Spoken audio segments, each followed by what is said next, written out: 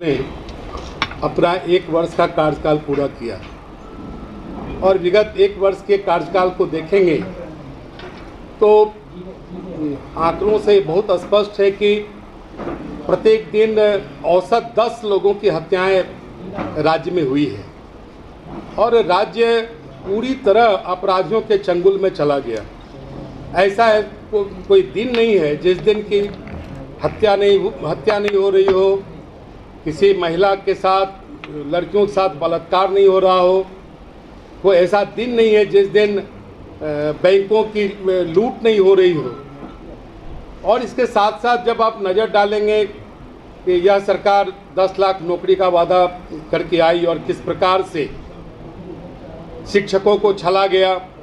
अभी भी बिहार विधानसभा के सत्र के बाद जो वार्ता होनी थी तो इन लोगों ने चर्चा की, लेकिन अभी तक उसे कोई अंजाम नहीं दिया, क्योंकि हम जानते हैं कि यह सरकार जानबूझकर इसे टालना चाहती है। और आपने देखा होगा कि लगातार दलित समाज की महिलाओं के साथ, लोगों के साथ लगातार दुर्व्यवहार की घटनाएं हुई, बेगूसराय में हुई है और भी जितने करीब कई महत्वपूर्ण स्थानों पर दलित समाज के लोगों के साथ दुर्व्यवहार हुआ है। और इस सरकार से जब भी लोकतांत्रिक तरीके से कोई वर्ग या कोई राजनीतिक दल सरकार के सामने किसी विषय को रखने का प्रयास किया है, उसे लाठियां खानी पड़ी है, गोली खानी पड़ी है। आपने देखा होगा कि किस प्रकार से शिक्षकों पर लाठियां बरसाई होगी। आपने देखा होगा कि किस प्रकार से जो सेविका सहायिका हैं उसे डाकबंगला चौक पर घसीटा गया, उसे पीटा गया। और इतना ही नहीं, जो किसान सलाहकार हैं उन पर भी लाठियां चलाई गई।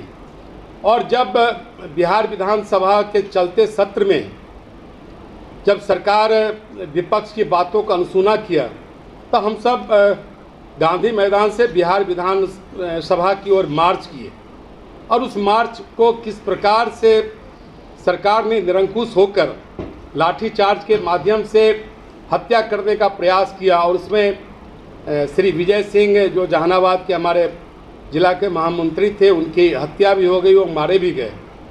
और सैकड़ों ऐसे अपने वरिष्ठ कार्यकर्ता हैं, सामान्य कार्यकर्ता हैं, जिन पर लाठियां चलाकर उन्हें अधमरा करने का प्रयास किया गया। और इतना ही नहीं, जब आप सरकार के काम करने के तरीके को देखेंगे तो सरकार के शिक्षा मंत्री लगातार हिंदू समाज के, सनातन समाज का जो सर्वमान्य ग्रंथ है रामचरितमानस, उस पर लगातार नकारात्मक टिप्पणियां की। इससे बढ़ के दुर्भाग्यपूर्ण स्थिति हो ही नहीं सकती है। श्री रीतलाल राय जो राष्ट्रीय जनता दल के विधायक हैं और उसने रामचरितमानस पर इतनी खराब टिप्पणी की जिसकी चर्चा भी हम नहीं कर सकते हैं। ये धार्मिक भावनाओं का लगातार ठेस पहुंचाना। और आपने मुहर्रम में भी देखा कि किस प्रकार से पूरा प्रशासन फेल था, जगह जगह कई घटनाओं को अंजाम दिया गया। तो आप मोटे तौर पर देखें तो यह सरकार बिल्कुल सरकार चलाने में अक्षम हो गया है, जबकि किसी भी राज्य सरकार की यह प्राथमिक जिम्मेदारी होती है, उसकी प्रतिबद्धता होती है कि उस राज्य के, उस सूबे के आम लोगों के प्रति वो कहीं न कहीं जिम्मेदार हो, कानून व्यवस्था कैसे बेहतर हो। और संयोग से बिहार के मुख्यमंत्री गृह मंत्री के भी दायित्व में हैं, सामान्य प्रशासन के भी दायित्व में हैं, लेकिन उसके बावजूद भी जो परिस्थितियां पूरे बिहार में बन रही है यह काफ़ी दुर्भाग्यपूर्ण है। शराबबंदी में हम सबों का भी सहयोग था, लेकिन जिस प्रकार से शराब के जो तस्कर हैं उसको इस सरकार ने अपने प्रशासन के माध्यम से खुली छूट दी।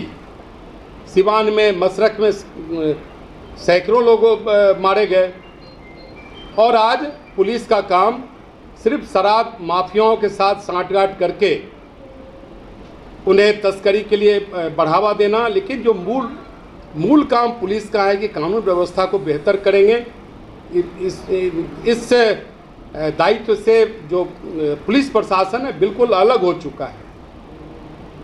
जो यहाँ के पुलिस डीजीपी हैं वो भी आप असमर्थता व्यक्त कर रहे हैं, वो भी नहीं है, दिख भी नहीं रहे हैं, उन पर उनका कोई बयान भी नहीं आ रहा है। गृह मंत्री के रूप में श्री नीतीश कुमार जी का कोई आधिकारिक बयान नहीं आता है। और इसका कारण है कि यह सरकार ऐसे गिरोह के चंगुल में चली गई है जो 2005 के पहले, जो विगत 15 वर्षों में पूरे बिहार की जो परिस्थितियां बनी थी, उस चंगुल में जाने के बाद जो इसके माननीय मुख्यमंत्री हैं वो बिल्कुल असहाय हो गए हैं, क्योंकि उन्हें प्रधानमंत्री बनना है, जिनके उप मुख्यमंत्री हैं उन्हें मुख्यमंत्री बनना है। श्री लालू प्रसाद जी इस समीकरण के लिए लगातार प्रयास कर रहे हैं, और जो बिहार के मुख्यमंत्री हैं वो लगातार राजनीतिक पर्यटन करके विपक्षी एकता के नाम पर पूरे बिहार को वो अपराधियों के हवाले कर दिए हैं, राष्ट्रीय जनता दल के हवाले कर दिए हैं।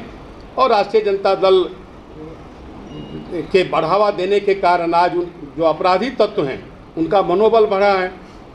तो ये पूरे बिहार की स्थिति है।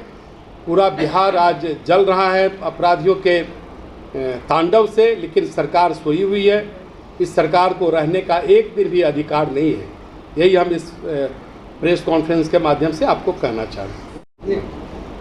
और जो लगातार जो घटनाएं हुई और जिस प्रकार से भारतीय जनता पार्टी के कार्यकर्ताओं पर जानलेवा लाठीचार्ज किया गया, प्राथमिकी दर्ज हुई, तो इन सारे मुद्दों को लेकर जो बिहार में अपराध चल रहा है, उन मुद्दों को लेकर कल सम्राट चौधरी जी जो हमारे प्रदेश के भारतीय जनता पार्टी का अध्यक्ष है, उनके नेतृत्व में हम सब महामहिम राज्यपाल महोदय से मिलकर 25 लाख हस्ताक्षर से युक्त ज्ञापन उन्हें सौंपा है और उनसे मांग की है कि बिहार की सरकार को रहने का अधिकार नहीं है, बिहार की सरकार को जाना चाहिए, या जो बिहार जल रहा है उसको, बिहार को वो बचाने के लिए जो भी संवैधानिक आवश्यक कदम है महामहिम राज्यपाल महोदय वो उठावे।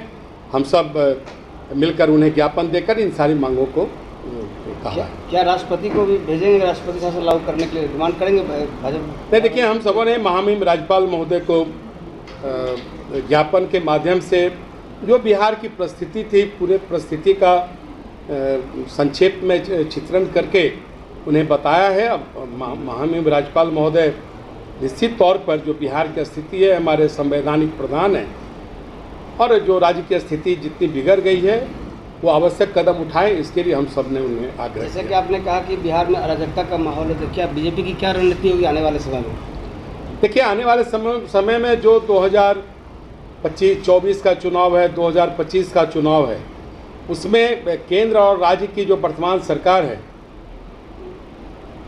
जो वर्तमान हमारी केंद्र में सरकार है, पुनः 24 में हम सब नरेंद्र मोदी जी के नेतृत्व में कैसे पुनः आवे, और 2025 में जो ये महागठबंधन या जिसे इन्होंने INDIA का नाम दिया है, वो फिर बिहार में प्रयास करेगा कि उसकी सरकार बने। तो हम सब बिहार की जो जनता है, जो महान जनता है, जिसके कारण आज हम एक विपक्ष के बेहतर भूमिका में अपने को स्थापित करने का प्रयास किए हैं, हम बिहार के मतदाताओं के सहयोग से 2025 में भारतीय जनता पार्टी और NDA की सरकार बनाने में सक्षम होंगे।